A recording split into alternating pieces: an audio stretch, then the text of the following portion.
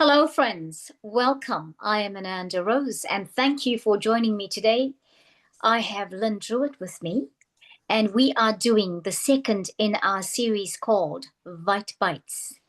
How are you, Lynn? I'm great, thank you, Rose. Very nice to be here. Thank you. It's good, thank you. It's been a while since we did this, but I mean, we didn't make any commitment to it being a weekly thing. And I really felt that it was good that we went with how the energy felt, because I think it's becoming more and more imperative to go with how the energy feels rather than how we are trying to program ourselves. We're really being deprogrammed, is what I think. Yeah. Yeah, I feel that too. Yes. So everybody, I need to say some things here before we continue and tell you what the vitamin is that we're speaking about today. All right. So Lynn Drewett, our friend, to the channel, to me, works currently in the industry known as a vitamin consultant. All right, and she's going to share with us her wisdom on vitamins and vitamin support. So I will encourage you to get ready for some valuable insights. And I need to make a disclaimer. Our disclaimer is that Lynn Drewett provides guidance on vitamin intake. However, she emphasizes that she is not a medical doctor. The information shared in this session is intended solely for informational purposes to encourage thoughtful consideration of options for supporting personal well being. Okay, this discussion does not replace professional medical or wellness advice, and we strongly encourage you to consult with qualified healthcare professionals before making any changes to your health regime. Always consider past, present, and future medical guidance from licensed professionals. We're always going to say that to you. Right, that was a mouthful. That was a mouthful. Lynn, what are we talking about today? Okay, we're talking about a little known treasure, which its name is called Serrapeptase. A Okay. lot of people don't know about Serrapeptase, so I have had the experience of using it, and in the pharmacy, I'll bring it up when people have pain and inflammation and something they can't get on top of. Okay, pain and inflammation. So I had not heard about serrapeptase until you mentioned it. Right. And so what more can you tell us about it? Because before I go into all these questions and share my thoughts, I mean, I just really like you to give us whatever rundown it is that you felt was necessary. Okay. Well, I'd like to give people a little bit of information on where serrapeptase came from, so it helps them understand, the importance of why we should take it. So back in the 1950s, scientists were doing, I suppose, experiments on the silkworm, and they were quite fascinated as to how does a silkworm get through its very tough cocoon without dying. So they started to look into that research, and they found that the enzyme that the silkworm used to break free of the cocoon was the secret to dissolving its cocoon. Okay. So they were fascinated by this enzyme and then started doing the research on it. One thing led to another.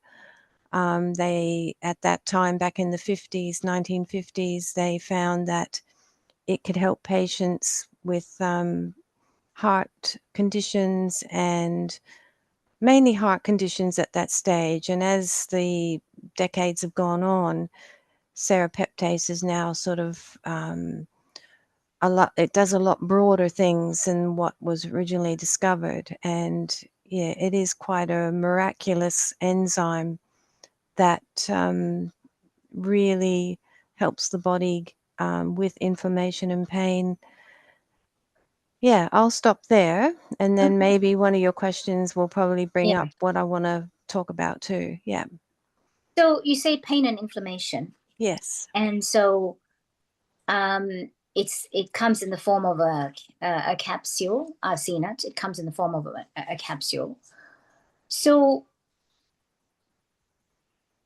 I mean, when would you take serrapeptase? As in, like, okay, so I've got inflammation in my body, I've got pain in my body. When Mm-hmm. does it come up with, okay, right, serrapeptase might be a good answer for you? Can Mm-hmm. you give us like a bit of like a scenario with that? Okay, so if I was talking to my customer in front of me, I would ask questions like, okay, do you currently try pain relief? And they'll say usually yes. And a lot of the times people would like to get off of, the paracetamol and the Nurofen type products because they know that it's not doing the body any good. Okay. And then I would say, have you tried things like fish oil and krill oil and curcumin, other anti-inflammatory type things? And a lot will say yes, and perhaps that hasn't worked in the way that they wanted it to work. So especially the females, then I would ask if they have problems in the uterus area. Do they have problems with sinuses, mucousy type conditions in the body?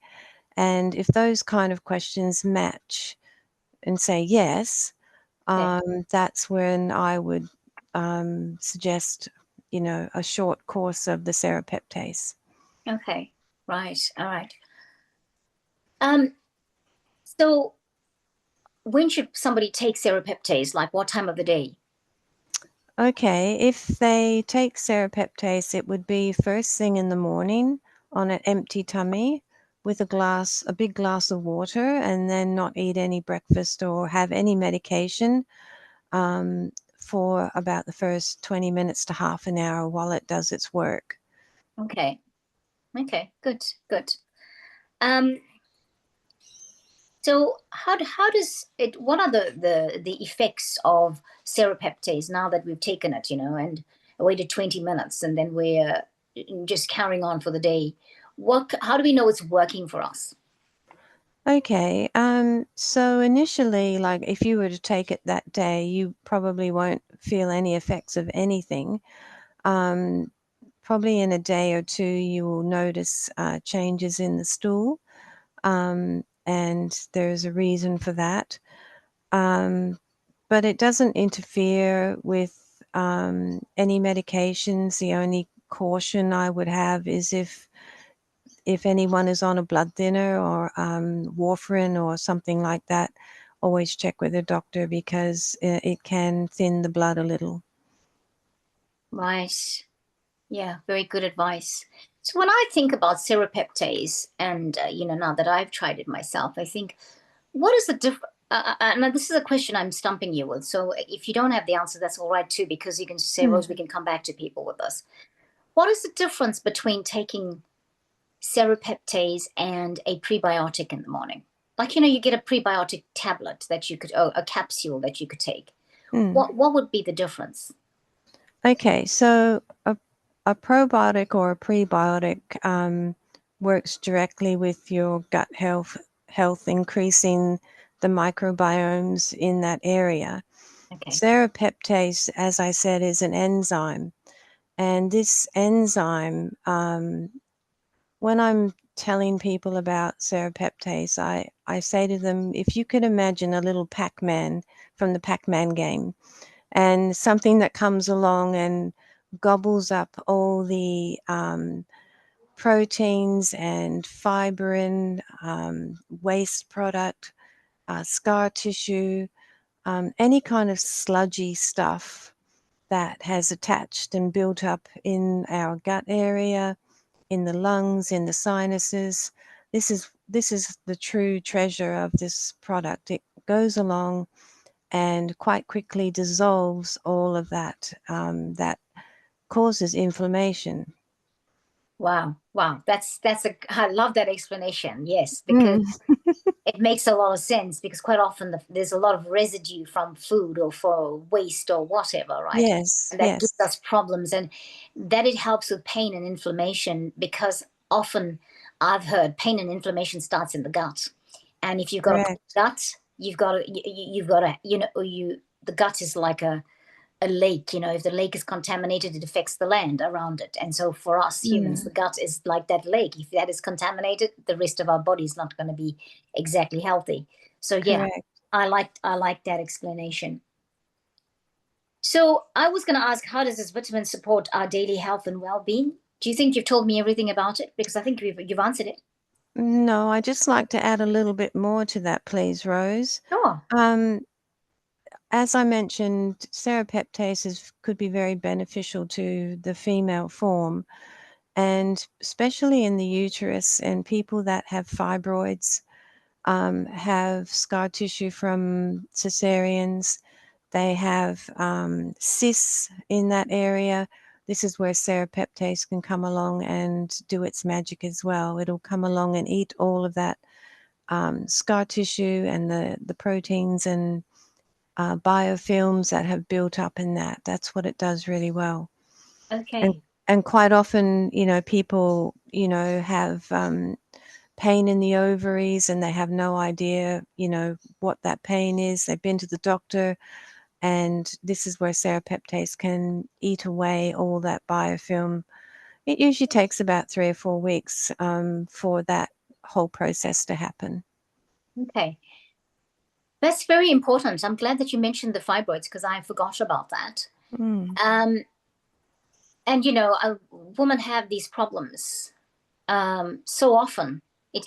And I can almost imagine that they talk about menstrual cycle and the discomfort of that and the pain and the cramps involved in it. mm. Serrapeptase must obviously be something that could help and support women in that phase, right?